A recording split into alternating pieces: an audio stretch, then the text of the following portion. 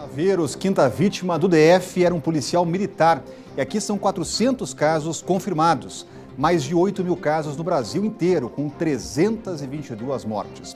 Auxílio, o governo corre para começar a depositar segunda-feira os R$600 dos trabalhadores autônomos.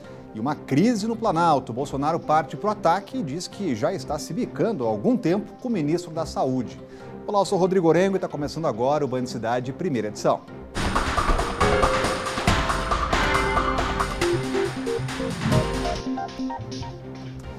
O coronavírus causou mais uma morte aqui no Distrito Federal. O policial militar Romildo Pereira, de 50 anos, estava internado desde 26 de março em um hospital particular do Gama, com febre e insuficiência respiratória. Ele morreu na tarde de ontem. O militar tinha uma doença respiratória crônica e trabalhava no 11º Batalhão em Samambaia. Em nota, a APM lamentou a morte do sargento. Agora temos 5 mortes registradas no DF, além de 400 casos confirmados. Desse total, 41 pacientes estão em UTIs, 146 pessoas já foram curadas. Olha, o ritmo do coronavírus no DF é um assunto para o Cláudio Humberto, que traz boas notícias em meio ao caos. Veja aí. Olha, o Distrito Federal atingiu no comecinho da manhã desta sexta-feira 400 casos confirmados de coronavírus. O número é importante, é preocupante, mas tem uma boa notícia. O logaritmo, a curva do gráfico que faz projeções sobre os casos que devem ser aguardados e esperados aqui no Distrito Federal, apontava para este momento cerca de 553 casos. E, no entanto, estamos apenas com 400 casos confirmados. Para o governo do Distrito Federal, isso é uma demonstração do acerto da estratégia adotada pelo governador Ibanez de isolamento social, fechamento de comércio, suspensão de aulas, etc. e tal, porque quanto menos as pessoas circularem, o vírus também não circula e com isso poupa muita gente do contágio. Os medicamentos das farmácias de alto custo agora podem ser entregues em quantidades que durem até 120 dias, a depender do estoque. Essa foi uma das formas que o governo encontrou para evitar aglomerações neste período de pandemia. A outra foi entregue em casa, que começou no início da semana. Nesta segunda-feira, a fila para pegar remédios na farmácia de alto custo de Ceilândia ainda era grande. Algumas pessoas nem sabiam do serviço de entrega dos medicamentos anunciado semana passada pela Secretaria de Saúde. Melhor notícia que eu recebi hoje. Esse delivery, como vocês falam, né? Eu não estava sabendo disso. Em meio à pandemia do coronavírus, o serviço pretende diminuir aglomerações e evitar também que pessoas do grupo de risco, como a dona Laurinês, continuem indo à farmácia. Só de você não ter que levantar de madrugada, eu tenho que estar pedindo favor para alguém ficar com meu filho, para mim poder estar vindo, para não estar trazendo ele, né? Todas as vezes que ele é cadeirante, então não tem nem como trazer. Então, para mim, vai ser excelente. Acompanhada do marido, a Andréia sempre enfrenta longas filas todo final do mês. Ela gostou da ideia do serviço de entrega e acredita que a medida pode ajudar e muito nesse momento de pandemia. Vai facilitar a vida de muita gente, porque a aglomeração era grande aqui. Muito. Chegava, já tinha um do lado do outro, então ia ser muito difícil daquele jeito, mas vai facilitar a nossa vida bastante, muito. A parceria do BRB com a Secretaria de Saúde faz parte do programa Supera DF. O projeto liberou R$1 bilhão que vai ajudar em ações do setor social e produtivo. Na última sexta-feira, a Secretaria de Saúde anunciou também que as receitas de medicamentos e produtos de uso contínuo estão com a validade ampliada para 60 dias, sem a necessidade de renovação. A medida vale, por exemplo, para hipertensos, diabéticos e para quem faz uso de medicamentos para osteoporose, entre outros. E se mesmo com o serviço de entrega você ainda preferir retirar o remédio na farmácia, o atendimento está sendo feito em hora estendida, horário estendido, de segunda a sexta-feira, das 7 da manhã às 7 da noite. E aos sábados, das 7 da manhã ao meio-dia. E a orientação é que pessoas do grupo de risco, como idosos, mandem outras pessoas da família para buscar lá o medicamento. Olha, as diferenças sociais e econômicas entre o plano piloto e cidades e regiões administrativas ficaram ainda mais nítidas nesta crise do coronavírus. A doença vem se alastrando nas regiões mais ricas, mas são as mais pobres que sofrem com a falta de hospitais e de infraestrutura básica. Veja agora na reportagem de Camila Lopes. Quando a febre apareceu, acendeu o alerta do Daniel de que poderia estar com coronavírus. Não pensou duas vezes e correu para o posto de saúde de São Sebastião. onde recebeu o primeiro atendimento. Eu tive aqui quando eu estava com febre, né? Estava dando febre e passei uns dias, 5 dias. Tudo bem, me atenderam bem, né? Eu tive na UPA, depois eu vim aqui, chegou aqui na mesma hora e já me atenderam na mesma hora, já verificaram qual o problema e já mandaram para casa. E mandaram minha família também para a gente ficar de quarentena. Só que já está vencendo já o dia, já, graças a Deus já estou bem melhor, não estou mais sentindo nada. Mas se precisasse de um atendimento mais especializado, ele não poderia ficar em São Sebastião, já que a região, que conta com 13 unidades básicas de saúde e uma UPA, só tem capacidade para fazer o acolhimento dos pacientes. Essa falta de estrutura mais completa fez o governo federal afirmar estar preocupado com um possível boom de casos de coronavírus no DF. Eu conversei agora já definimos uma planta de um hospital de campanha modular, que a gente está fechando, devemos fazer o primeiro aqui no entorno de Brasília, a pedido do governador Caiado, aqui em Águas Lindas, que é um entorno muito populoso, com uma dificuldade muito grande de atendimento. Então, o ministro Tarcísio já recebe amanhã a planta com todos os itens que são necessários definidos pelo Ministério da Saúde. 19 quilômetros separam duas realidades bem diferentes. Enquanto São Sebastião não tem local para internação, o Lago Sul conta com grandes hospitais que têm estrutura para atender a todas as etapas quando a gente fala em coronavírus. Mas é também no Lago Sul local com maior incidência de casos da Covid-19. De 182,9 para cada 100 mil habitantes. E, de acordo com especialistas, a principal recomendação continua sendo o isolamento social para tentar conter a pandemia. Congresso agora a todo vapor, inclusive numa sexta-feira com votações remotas, e na Câmara pode ser aprovado o chamado orçamento de guerra, que dá ao governo mais liberdade para gastar em medidas de combate à pandemia do coronavírus. Já os senadores analisam outro tema importante, a possibilidade de suspender até o despejo de famílias, né? A gente vai trazer mais detalhes aqui com a Renata Dourado, já está aparecendo com a gente. Quem diria, hein, Renata, que o Congresso ia se mobilizar numa sexta-feira, mas são medidas importantíssimas aí. Boa tarde. Pois é, Rodrigo, verdade. Boa tarde para você, uma ótima sexta-feira para todos que estão aí nos acompanhando. Um tema extremamente importante, principalmente e por conta da atual situação que nós estamos vivendo. Vou só fazer um parêntese aqui, atualizar o número de dados. Nós temos aí em todo o Brasil 8.100 casos confirmados de coronavírus e, infelizmente, 332 mortes. Essas são as atualizações aí, junto com as informações das secretarias de saúde, mas a gente sabe que esse número, infelizmente, ele é dinâmico e muda a cada momento e, como sempre, o Ministério da Saúde, no fim da tarde, atualiza esses dados. Bem, voltando a falar sobre esse tema tão importante, por motivos óbvios, né, Rodrigo? Infelizmente, a gente sabe que tem várias pessoas que estão desempregadas, que estão sem nenhum tipo de renda, os próprios autônomos também, tem pessoas que reduziram a jornada de trabalho, tiveram redução ou vão ter também redução salarial, então é uma situação atípica mundialmente falando, né? Por sinal, parlamentos de vários outros países, como Grã-Bretanha, Alemanha e Estados Unidos, tomaram essa mesma atitude que o nosso Senado está fazendo, e foi uma sugestão do presidente do Supremo Tribunal Federal, ministro Dias Toffoli. Não é que essas pessoas não vão pagar esse aluguel, o valor vai ficar suspenso até final de outubro.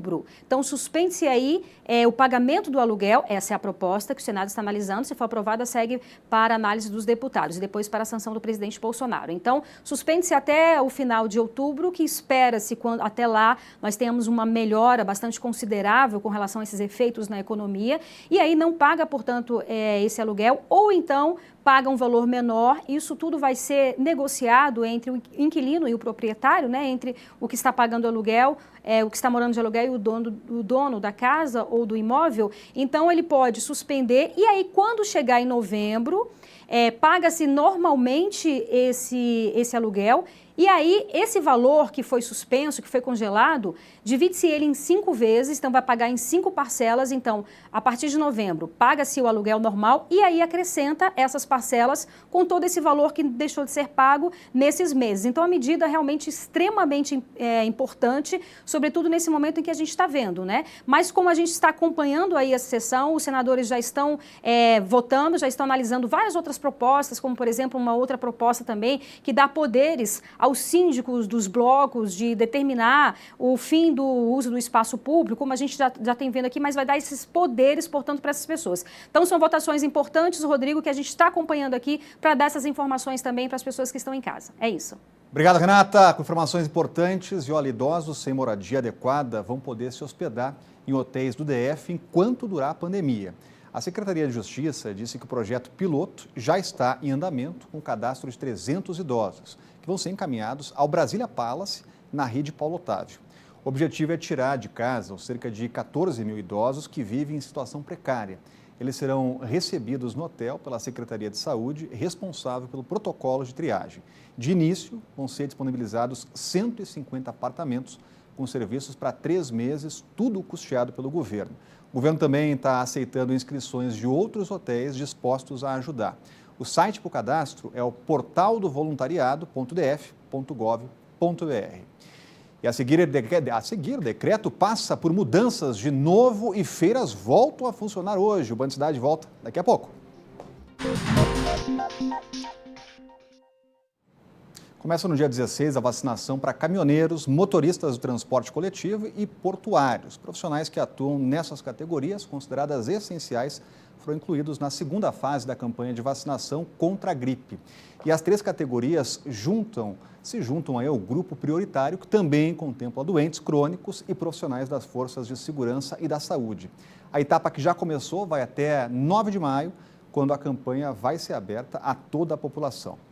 Olha, o governador do Distrito Federal autorizou, em um novo decreto, a reabertura de feiras permanentes, também lavanderias e floriculturas. Os serviços voltaram a funcionar hoje, 3 dias antes do que previa o decreto anterior. A permissão vale apenas para a venda exclusiva de alimentos, mas é bom reforçar que o consumo no local continua proibido. Restaurantes e praças de alimentação não poderão ser reabertas, apesar de pertencerem às feiras. Pelo novo texto, 22 feiras permanentes vão poder abrir as portas. Diante dessas mudanças, o Corpo de Bombeiros começou a ampliação das ações de monitoramento para evitar avanço das infecções pelo coronavírus. O planejamento vai contar com o apoio dos militares na aferição de temperatura e orientações gerais sobre a doença. Mas, pelo novo decreto, as aulas em escolas e faculdades particulares e públicas só vão funcionar de maneira presencial em junho. Ficarão suspensos até o dia 3 de maio, entre outros, eventos públicos e esportivos, cinema e teatro, academias, museus, parques, zoológico, boates e casas noturnas, shoppings, salões, igrejas e bares e restaurantes. As medidas são para tentar conter o pico do número de novos registros em meados de abril. Um reforço na saúde. O Distrito Federal se prepara para ter mais de 1.000 respiradores e 900 leitos de UTI para enfrentar o pico do vírus, previsto para os próximos dias. Novidades também sobre o hospital de campanha no Mané Garrincha. O secretário de Saúde revelou que a rede pública do Distrito Federal conta com mais de 100 leitos com suporte respiratório e 200 de retaguarda, caso sejam necessários. Ainda segundo o governo, outros itens necessários para o tratamento de casos graves do coronavírus já estão sendo providenciados. São 3 cenários. Nós estamos exatamente dentro do primeiro cenário. No primeiro cenário, o Distrito Federal atuando com 100 leitos de UTI com suporte respiratório para 200 leitos de retaguarda, leitos de enfermaria, os 500 leitos de enfermaria que vão até o último cenário, eles estarão no ginásio, na arena aqui no Mané Garrincha, no Agarram. Ainda durante a coletiva, sem precisar datas, a secretaria declarou que a instalação do hospital de campanha no Mané Garrincha segue em marcha para oferecer 200 leitos inicialmente. Ontem foi publicada a dispensa de licitação de empresas para trabalhar no processo de adaptação do local, mas o melhor preço vai ganhar. O processo seguirá o rito normal e legal dele e nós acreditamos que já na semana que vem teremos aí a empresa que fará a estruturação daquele espaço. Ainda foi divulgado que Brasília está fazendo a aquisição de testes para detectar o coronavírus. A previsão é de 150 mil materiais. Isso tem permitido o planejamento e a adoção das medidas, não somente em relação às medidas restritivas, mas principalmente em relação a estruturar, aperfeiçoar o sistema de saúde para dar conta dessa demanda. Pela primeira vez, o presidente Jair Bolsonaro criticou publicamente a postura que o ministro da Saúde vem adotando no combate ao coronavírus no Brasil. O clima não é dos melhores entre o presidente e o ministro da Saúde. O principal ponto da desavença é o isolamento social. Bolsonaro é contra o que Luiz Henrique Mandetta defende. Para o presidente, é preciso salvar vidas, mas sem descuidar dos empregos. À tarde, ele disse que há exagero nas preocupações. Eu desconheço qualquer hospital que seja lotado, desconheço. Muito pelo contrário. Tem um hospital no Rio de Janeiro, o tal de Gasola, se não tem 200 leitos, só tem 12 ocupados agora. Então não é isso tudo que estão pintando, é porque o Brasil a temperatura é diferente, muita coisa diferente aqui. A resposta do ministro veio logo em seguida. O presidente está constatando uma coisa muito boa, que nós estamos conseguindo evitar que eles estejam superlotados. A partir do momento que eles não estão superlotados, é uma constatação muito positiva, muito boa. A gente espera que eles fiquem assim durante todo o período. À noite, em entrevista à Rádio Jovem Pan, Jair Bolsonaro criticou a postura de Luiz Henrique Mandetta. Segundo o presidente, falta humildade ao ministro. O Mandetta já sabe que a gente está se bicando há algum tempo, já sabe disso, tá? Eu não pretendo demiti-lo no meio da guerra, não pretendo. Agora, ele é uma pessoa que, em algum momento, ele extrapolou. Ele sabe que tem uma hierarquia entre nós, mas não é uma ameaça para o Mandetta, não. Se ele se sair bem, sem problema. Agora, nenhum ministro meu é indemissível, nenhum. Agora, eu acho que o Mandetta, em alguns momentos, ele teria que ouvir um pouco mais o presidente da República. O Mandetta quer fazer valer muito a vontade dele. Pode ser que ele esteja certo, pode ser. Mas está faltando um pouco mais de humildade para ele, para conduzir o Brasil nesse momento difícil. A assessoria do ministro afirmou que Mandetta não vai comentar a declaração. Olha, o que incomoda o presidente Jair Bolsonaro no comportamento do ministro da Saúde, Luiz Henrique Mandetta, é a sua atitude um tanto quanto independente em relação à orientação dele próprio, o presidente da República, que é o chefe, que é quem o nomeou, mas, sobretudo, em razão do comportamento político que o ministro vem assumindo. Ele tem aproveitado essas coletivas diárias para mandar recados, fazer agrados, fazer elogios, etc. e tal. Ele vai fazendo ali a sua política, porque, mais do que médico, ou além de médico de formação, Luiz Henrique Mandetta é político. Ele foi deputado federal, ele foi também secretário estadual de saúde, e o que ele faz muito bem, além de medicina, é política. Ele está se aproveitando dessa situação e isso tem incomodado muito o presidente da República. E divergências à parte, foi finalmente publicado no Diário Oficial a sanção do chamado Corona Voucher, a ajuda de R$ 600 para trabalhadores informais e com ela a medida provisória detalhando de onde vem esse dinheiro. A expectativa é que parte dos beneficiários comece a receber já na próxima segunda-feira. Tem detalhes chegando ao vivo com a Renata Dourado. Finalmente vai chegar esse dinheiro na mão de quem precisa, Renata? Finalmente, Rodrigo, é o que todos nós esperamos. Apesar da gente já ter dito aqui, o governo tem um grande desafio pela frente, né? Que é identificar todas essas pessoas. Então, o governo abriu aí um crédito extraordinário de 98 bilhões de reais para o Ministério da Cidadania, exatamente para pagar essas pessoas. Um valor de R$ 600 para os informais, os trabalhadores que não têm carteira de trabalho assinada, os que estão desempregados e os microempreendedores também. Então, vão poder receber até 2 pessoas por família, e a gente sempre lembra aqui que a mulher que é chefe de família, que não tem um companheiro, que é mãe solo, ela pode receber R$ 1.200. Então, um valor muito bem-vindo. Como você bem disse, a expectativa é que na próxima segunda-feira o governo já comece a pagar esse valor, e os primeiros a receberem são os beneficiados do Bolsa Família. E aí a gente lembra que essas pessoas que recebem o Bolsa Família essas pessoas vão ter que optar por um dos benefícios, obviamente um benefício mais vantajoso. Mas e aquelas outras pessoas que não estão no cadastro único do governo? Porque o governo tem um cadastro único onde ele sabe ali mais ou menos a vida das pessoas, sobretudo essa questão financeira. Então vão poder receber também, além de todos esses critérios que nós colocamos, uma família que tem uma renda de até 3 salários mínimos, algo em torno de R$ 3.100, e renda renda per capita, renda por pessoa de meio salário mínimo, que dá aí algo em torno de R$520. Bem, essas pessoas que não estão no cadastro único e que se encaixam nesse perfil, elas vão ter que fazer um cadastro. O governo ainda vai criar essa plataforma. Por que é importante a gente estar dizendo isso, Rodrigo?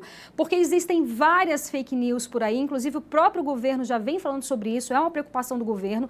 Quando você recebe ali por WhatsApp, clique aqui e faça o seu cadastro para receber esse voucher, para receber esse benefício. É mentira, é fake news. Então, várias pessoas estão criando aí essa notícia e compartilhando para pegar dados dessas pessoas que vão receber o benefício e utilizar de inúmeras formas maléficas, obviamente. Então, quem está aí em casa, que se encaixa nesse perfil, fique atento, nós vamos indicar qual é essa plataforma. Assim que o governo indicar qual é essa plataforma, nós vamos falar aqui, esclarecer as pessoas e todos os veículos de comunicação, por isso que é muito importante a imprensa para combater a fake news, né, Rodrigo? Agora vamos ouvir o comentário do Cláudio Humberto. O presidente Jair Bolsonaro fez publicar em edição extra do Diário Oficial da União, finalmente, aquela lei que permite o governo dar um auxílio de R$600 durante 3 meses a trabalhadores informais e outros que estão em situação de risco econômico em razão da crise do coronavírus. Ele também publicou um decreto destinando 98,2 bilhões de reais para essa e também para outras medidas. Essa lei dos R$600, no entanto, tem uma injustiça gravíssima. Ela não contempla aqueles trabalhadores que estão desempregados desde 2018, porque a Receita Federal só conta, ou só tem mesmo no cadastro, informações para fazer cruzamento de cidadãos que apresentaram a declaração do imposto de renda lá em 2018. Portanto, a legião imensa de trabalhadores que hoje estão na informalidade, porque perderam o emprego lá atrás, em 2018, esses estão impedidos de receber o auxílio, numa demonstração de que esse projeto foi votado de maneira apressada, sem levar em conta o risco que estava causando a setores importantes da sociedade.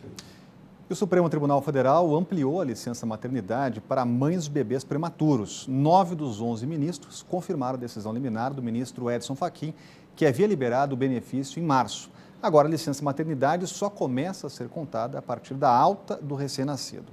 São considerados prematuros bebês que nascem com menos de 37 semanas. E a prematuridade requer cuidados especiais que só uma UTI pode oferecer, até que todos os órgãos do bebê estejam maduros o suficiente para funcionar sem a ajuda de aparelhos, que pode levar meses nos casos mais extremos. E a seguir, a polícia desmonta a quadrilha que fraudava a venda de lotes de programas habitacionais aqui no DF. O Band Cidade está voltando daqui a pouco. E hoje a Polícia Civil foi às ruas para cumprir 3 mandados de prisão temporária e 6 de busca e apreensão por suposta venda irregular de lotes do programa habitacional da Codab. Os suspeitos do esquema são ex-servidores da companhia.